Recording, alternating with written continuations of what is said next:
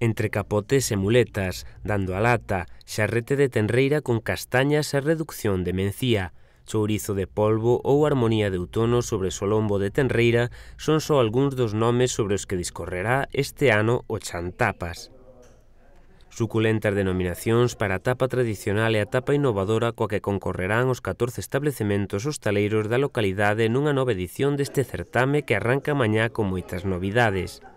A cervecería Cheers, o Capitol, Café Bar Plaza, Manix, Mesón Orcha, o Casino, Cafetería Sil, Bar Miño, Monte Carlo e máis que tapa son os establecementos participantes xunto co Café Cantón, a nosa casa Tropic Café e Café Bar Parada.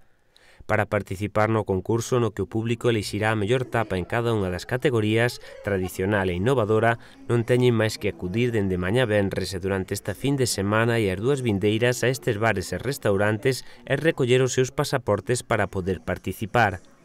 Todos podemos formar parte dese xurado popular, para o que teremos que probar 10 tapas como mínimo, consumo que se comprobará a través do devandito pasaporte. A iniciativa, que está impulsada polos hostaleiros do municipio e a Asociación de Empresarios, desenvolverase en 9 xornadas distribuídas en 3 fins de semana. O certame busca incentivar a actividade na vila e en especial no sector hostaleiro.